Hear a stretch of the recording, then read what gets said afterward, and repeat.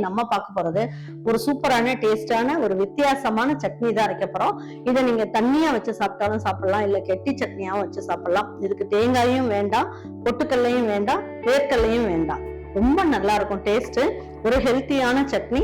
வாங்க இது எப்படி ஈஸியா நல்ல டேஸ்டா எல்லாருக்கும் பிடிச்ச மாதிரி எப்படி செய்யலாம் அப்படிங்கறத வீடியோக்குள்ள போய் பார்ப்போம்.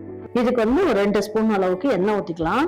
குட்டி ஸ்பூன்ல 2 ஸ்பூன் அளவுக்கு எண்ணெய் ஊத்திக்குவோம். இதுக்கு நல்ல 1 ஸ்பூன் அளவுக்கு உளுந்தம்பருப்பு.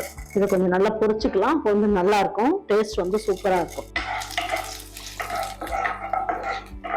கருவேப்பிலை ஒரு 3 இன்ச் அளவுக்கு எடுத்துக்கலாம். இதுலயே 3 பல்லு பூண்டு, 1 இன்ச் அளவுக்கு இஞ்சி, காஞ்ச மிளகாய் ஒரு 2 எடுத்துக்குவோம். 1.5 கைப்பிடி சின்ன வெங்காயம் சேர்த்துக்கலாம்.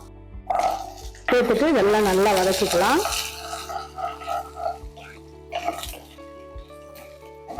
இதுல என்ன பண்ணிருக்கேன், ஒரு 50 கிராம் அளவுக்கு சுண்டலை வேக வச்சு எடுத்து வச்சிருக்கேன். இதே சேர்த்துக்கலாம். உங்களுக்கு கருப்பு சுண்டல் கிடைச்சாலும் பரவாயில்ல, இல்லைன்னா வெள்ளை சுண்டல் கிடைச்சாலும் பரவாயில்ல. நம்ம சுண்டல் எல்லாம் செய்யும் போது மீதி ஆயிடுச்சு அப்படின்னா அதை வேஸ்ட் பண்ணாம இந்த மாதிரி நம்ம சட்னி அரைச்சு கொடுத்தோம்னா பசங்க அப்படியே சாப்பிட்டு வந்துருவாங்க. ரொம்ப நல்லா இருக்கும். இப்ப இதுக்கு இந்த சைஸ்ல 2 தக்காளி எடுத்துருக்கேன். இந்த தக்காளியும் இதோடய சேர்த்து வதக்கிக்கலாம். பாருங்க, இதுக்கு நல்ல காம்போட இருக்க கொத்தமல்லி, கொஞ்சம் கீரையும் காம்புமா போட்டு அப்படியே இதுல அரைச்சிக்கலாம். ரொம்ப நல்லா இருக்கும். ஒரு 10 புதினா இலை இதையும் சேர்த்துக்குவோம். இதுல சுண்டல் போட்டிருக்கிறதுனால வாய்வு தன்மை இருக்கக்கூடாதுங்கிறதுக்காக கொஞ்சமா பெருங்காயம் இதுல சேர்த்துக்குவோம். நான் இதுல புளி எல்லாம் சேர்க்க போறது இல்ல, அதுக்கு பதில் தான் நம்ம தக்காளி சேர்த்திருக்கோம். இல்ல நீங்க காலையில அரைச்சு நைட்டு வரைக்கும் வச்சுக்கணும், எனக்கு கெட்டு போக கூடாது அப்படின்னு நீங்க நினைச்சீங்கன்னா இதுல சின்ன புளியும் கொட்ட சைஸுக்கு நீங்க புளி போட்டுக்கலாம். இந்த சட்னிக்கு தேவையான அளவுக்கு உப்பையும் சேர்த்துருவோம்.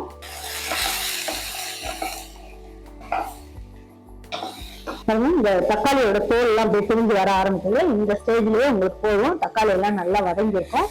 இந்த சூட்லயே ஒரு 2 நிமிஷம் இருக்கட்டும். ஸ்டவ் ஆஃப் பண்ணிடலாம். பாருங்க, இப்ப நல்லா ஆறிடுச்சு.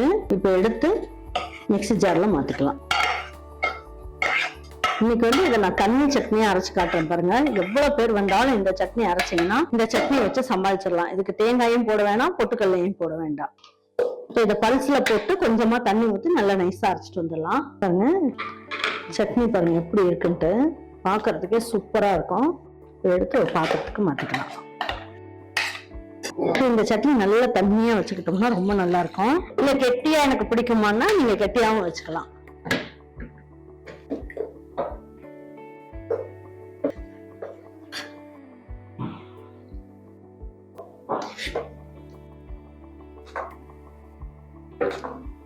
சூப்பரா இருக்கு சட்னி. நான் இன்னைக்கு ஊத்தாப்பம் மாதிரி ஊத்திக்கிறேன்.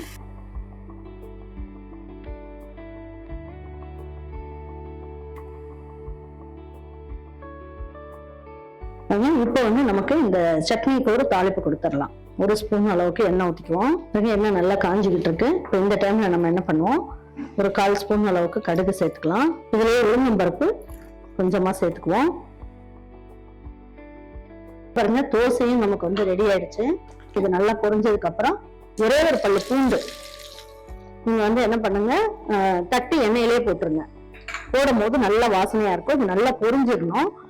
இதுலயே நல்லா ஸ்டவ் ஆஃப் பண்ணிட்டு 1 இன்ச் கருவேப்பிலை சேர்த்துடலாம். சேர்த்துட்டு இந்த சட்னியில ஊத்திடலாம். நல்ல ஒரு பூண்டோட மணத்தோட சூப்பரா இருக்கும் இந்த சட்னி. அருமையான சட்னி ஜம்முன்னு ரெடி ஆயிடுச்சு. பாருங்க, நல்ல சாஃப்டா இருக்க தோசையை ஊத்தி வச்சுட்டு நல்ல சட்னி இந்த மாதிரி தண்ணி சட்னியா வச்சுக்கோங்க. இல்ல உங்களுக்கு கெட்டி சட்னியா தான் பிடிக்கும் அப்படின்னா நீங்க கெட்டி சட்னியாவும் வச்சுக்கலாம். ரொம்ப நல்லா இருக்கும் சட்னி.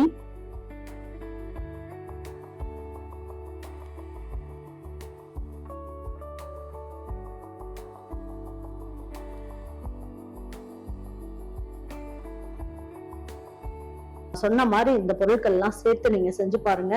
ரொம்ப நல்ல டேஸ்டா இருக்கும். மனம் வேற லெவல்ல இருக்கும்னு வச்சுக்கோங்களேன். இதை தொட்டு சாப்பிடும் போது நீங்க தாளிச்சு கொட்டும் போதே உங்க வீட்டு பக்கத்துல இருக்கும், நீங்க என்ன செஞ்சீங்க இன்னைக்கு இந்த அளவுக்கு வாசனையா இருக்கு அப்படின்ற மாதிரி கேட்பாங்க. ரொம்ப நல்லா இருக்கும் டேஸ்ட்.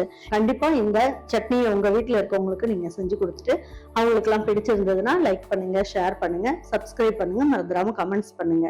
தேங்க்யூ ஃபார் வாட்சிங் ஈரோடு அம்மாச்சி சமையல். தேங்க்யூ.